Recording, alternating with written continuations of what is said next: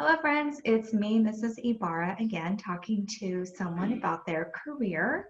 And I'm so pleased to have this person, and I'll let her introduce herself to you and what she does. Hi, I am Dr. Melissa Ruiz. I'm a pediatrician, and that means I'm a doctor for kids. And so I actually get to take care of babies, like little tiny babies, first couple days they're born, all the way till they're teenagers and they're ready to be full-grown adults. So I actually even see some kids when they're 19 or 20. Oh, nice. And how long have you been a pediatrician?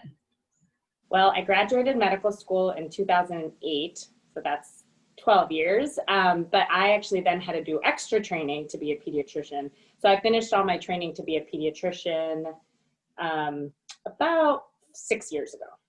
Wow. So how many years after high school did you go to college? Well, so you have to go to college after high school and get some kind of degree, so a bachelor's degree, and that's 4 years after high school, so 4 years of college, and then you do 4 years of medical school. And then what I was mentioning is once I graduated medical school and I was a doctor, I still had to do extra training. And so I actually started my training as a surgeon. So that's people who help, is a doctor who helps other people by fixing things. They actually have to cut people, but fix them that way. I then left that training and started training to be a pediatrician a few years later. So it took me a little longer to finish being a pediatrician.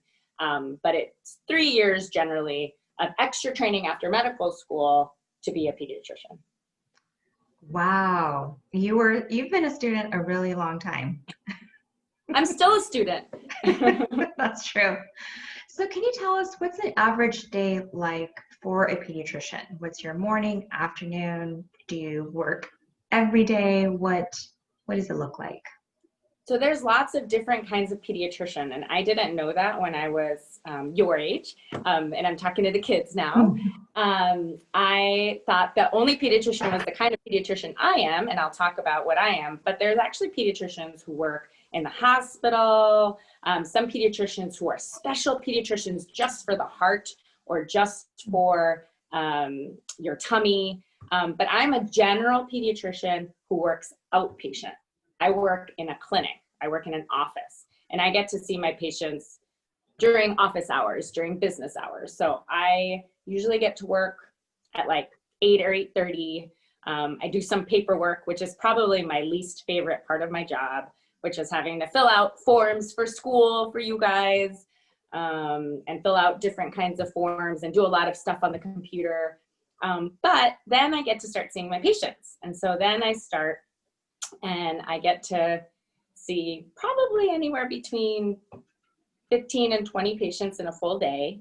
And I get to do your physical. So a lot of you have probably had physicals. And so I get to do that. So I get to go in and check you out and make sure kids stay healthy. I get to ask how school's going and ask how if everything's going okay in terms of school, right? Because that's actually part of my job too, is making sure you're doing well in school. And if you're not, how can I help? I ask if someone has something like asthma, which is a breathing condition. I ask them how they're doing on their medicine. And I go from patient to patient. I wash my hands in between. I have to write stuff on the computer in between. But I get to do that all morning, and I get to see all my fun patients, which is my favorite part of my job. Oh, well, that was perfect because I was going to ask you your favorite and your least favorite. I'm curious because some kids might already think they want to be some type of doctor. When did you know you wanted to be a doctor? My friends will tell you, I have some friends that I still have from kindergarten. So when I was 5 years old, my friends will tell you that I knew I wanted to be a doctor when I was 5 years old, from when I was in kindergarten. I don't know I guess I said it when I was 5. I think I thought about a lot of different things along the way, but I knew going into college. But I don't think you have to know. I just think it's something that I knew about myself and what I wanted to do. That's nice. Thank you. Before we leave, I do have a friend that I was hoping could introduce herself to you. She's a little shy, and she and I, we are working on some couple of wellness topics. Are you interested in meeting Brenda? I would love to meet Brenda. That's my favorite thing, to meet new people. Hi, Brenda. So Brenda is getting very used to Zooms, aren't you? Yeah. But something that is new to Brenda that is still difficult, and Brenda, I just want to let you know I appreciate you're honest about this, that it's still a struggle. Well, are you gonna talk about my sleep? Yeah, your sleep, because I was letting Brenda know how important sleep is. And as a school counselor, I do hear not only Brenda, but other kids talk about their love and hobby of watching just stuff on their iPad or playing games and going to bed that way. Because when I was a kid, I didn't have iPads. Sometimes I would read. So I was talking to her about how important sleep is, but I'm not a doctor and I've not studied the brain and the body like you have. Would you give us some helpful reasons why sleep is so important? Sure, sleep is so important. And actually, when I was doing all my training to be a pediatrician, we actually didn't get very much sleep. And I did not feel good. I felt so groggy during the day. And sometimes I would try to be paying attention and I couldn't pay attention. And that's because your brain needs rest. Your brain actually is making new connections when you're sleeping.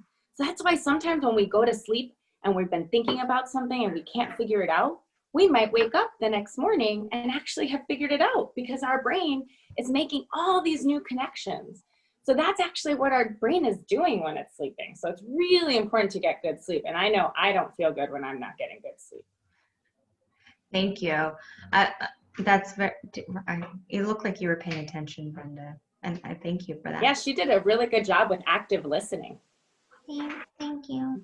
Yeah, and this is just a reminder for myself too, because sometimes on a Friday or Saturday, I think, oh, well, I don't have to wake up for work the next morning, so I might stay up a little later. But I do have students that will tell me they stay up really late on the weekends.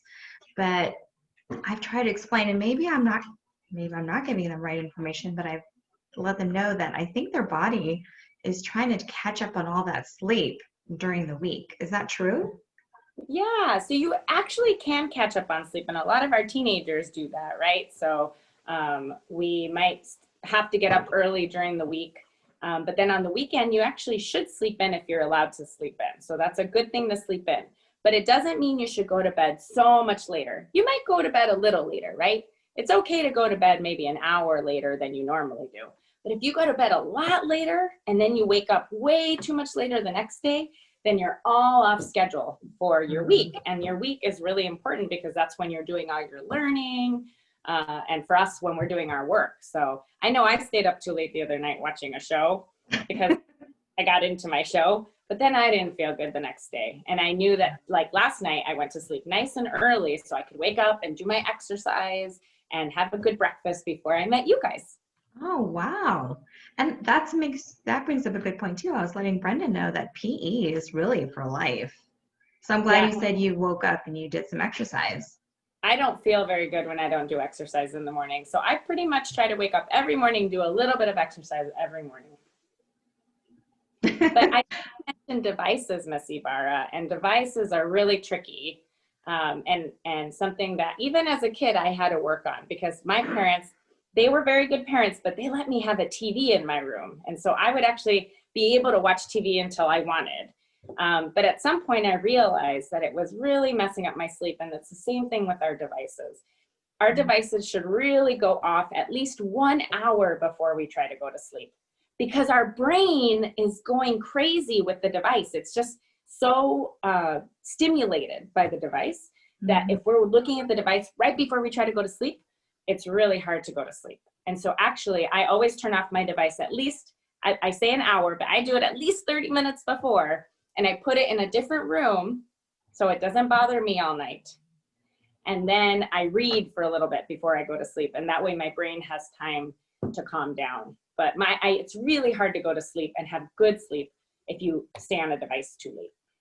It's true. Yeah, our body does tell us these messages of what we need and what we need more of. Yeah, if what we're lacking. So thank you. So I know you are a very busy person. And Brenda, what do we tell Mrs. Ruiz? Dr. Ruiz, sorry. Uh, thank you. That's right. Thank you. What's one thing you remember? Well, how important sleep is. Yeah, important sleep is. Not only for you, Brenda, but for me, for her, for all the other viewers out there. Yeah. And I know right now it's been really hard. Sometimes we're having trouble sleeping because we're worried, right? And if Mhm. that's something that's going on, it's really important to talk to your mommy or your daddy or grandma or grandpa or some adult in your life. And your doctor. If you get to go to the doctor, that's something that your doctor should ask you about. Because if that's going on, there's ways to help with that. And you shouldn't just have to be worried by yourself when you're laying in your bed. You should be able to ask somebody. Yeah, I'm glad you brought that up too, because sometimes she has said she is worrying about something. Mm-hmm. Yeah, We, that happens to my kids too. yeah. Oh, you have kids. I do. I have three. I have three boys. Oh, nice. Okay, well, you are definitely then a very busy person. All right, so bye, bye, Dr. Ruiz. Bye. Bye. Nice to meet you, Brenda. So, Thank you, Dr. Ruiz.